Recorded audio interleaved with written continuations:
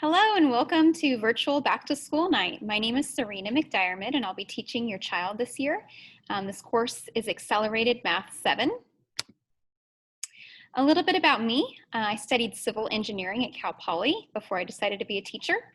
I finished up my education at Sac State and got a Bachelor's of Arts in Liberal Studies and a minor in math. I got my teaching credential through Fresno State University. I have a multiple subject teaching credential, and I also have authorization to teach math. This is my 9th year in education, and these are my kiddos and my husband. I'm sure that your children will get to see my children at some point because they will be distance learning in the same room that I am teaching this year. Supplies. I just want to make sure that you have this list. I'm also going to share this list with your child.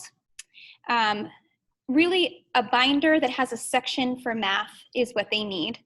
They need lined paper because they'll be taking a lot of notes and doing all of their work on lined paper. They also need graph paper, pencils, colored pencils, dry erase markers, highlighters, ruler, compass, glue stick, and scissors. All right. So in this course, the students are going through all of the standards for 7th grade math and half of the standards for 8th grade math. So we're going to be covering ratios and proportional reasoning for 8th grade, expressions and equations for 8th grade, functions for 8th grade, and geometry for 8th grade. Not all standards in that whole domain, but a portion of it. So this course is fast-paced and rigorous. So if anything comes up, I hope that you will reach out to me right away and just say, just to let you know my child is struggling. I will also reach out to you if I notice that your child is struggling, just to make sure we can keep them moving along through the course. I have an assignment sheet for each unit. Typically, I would have the dates listed here. I would have the assignments listed here. But because we're doing everything distance learning style, I'll have the students fill in the dates as we go, and I will have them fill in their quiz date and their assignments. So all of these sheets are printed on blue paper and should have been picked up with it should be in the package of materials that you received before school started. On the back of this is just a place for them to keep track of their formative assessments so that they can see what areas they still need to practice. I am big on organization and note-taking. So when they have their binders, they're going to have a table of contents, which I provided in their back-to-school packets. And they're going to write in everything. Everything that we do, all the notes that we take, everything is going to get put behind that table of contents. They will write in what it is, and then they will number their pages for easy access. And I do require note-taking. So every time I am doing direct instruction, they are going to be taking notes, and they basically just mirror what I'm doing. They will need to have the learning objective on the top, all the information in the top left corner, and they're basically creating a textbook that they can use to study, complete their homework with that information. We have definitions, we have steps for solving problems, we have examples, we write out our rules, we summarize the lesson for the day. Okay, this is almost every day they will be taking notes. So the different types of assessments that they're going to get, every few days, I usually give an entrance or an exit ticket. Those are formative. So if you see those in the grade book, just know that they don't count towards their grade.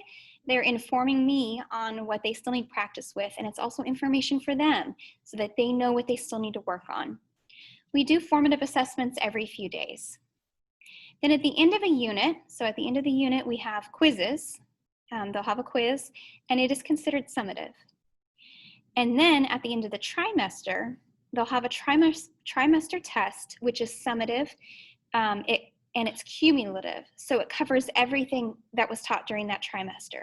It is a great opportunity for students that maybe did not do as well on those end of unit quizzes to now show their understanding. And I do look hard at those trimester tests to see what they've improved in and how I can reflect that in their grade.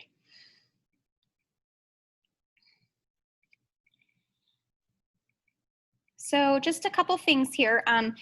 Just remind your student Zoom etiquette. Make sure that if possible, they have their cameras on. That will be very helpful for me to get to know them and also be able to kind of see their faces and look and see if I can see that confused look in their eyes or, you know, how they're feeling just based on their facial expressions. They do need to make sure that when they enter the Zoom call, they change their name to their first name and last initial, just so that I know who's there and who's missing. And also, I ask that they keep their phones put away. I don't really want to see kids texting during our Zoom calls. I would like that to be stowed away so we are without distraction. Daily lessons, pretty much every day we're going to be starting with a spiral warm-up.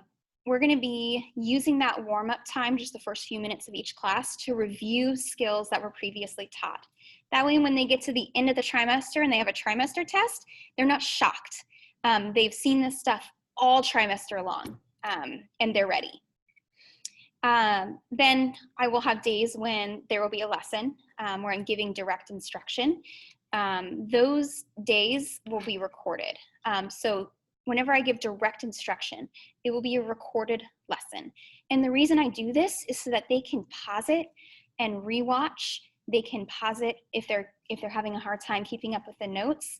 And even though it's a recorded lesson, they can still pause the lesson and pop back into Zoom and ask me questions. I keep my Zoom calls on the entire period. So even if it's a recorded lesson, they can still come and talk to me about anything, any questions that they have, anything that they're struggling with, and I'm there to help them.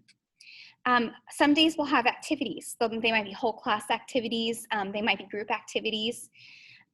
Small groups, because in Zoom, I can actually put the kids in small groups and have them break off into their own part of a Zoom call, and they can work with groups to talk through math problems, to complete tasks and things like that. This is really great because it is super important that kids are talking about math. And so this gives me the ability to do that. And then, like I said, those video lessons.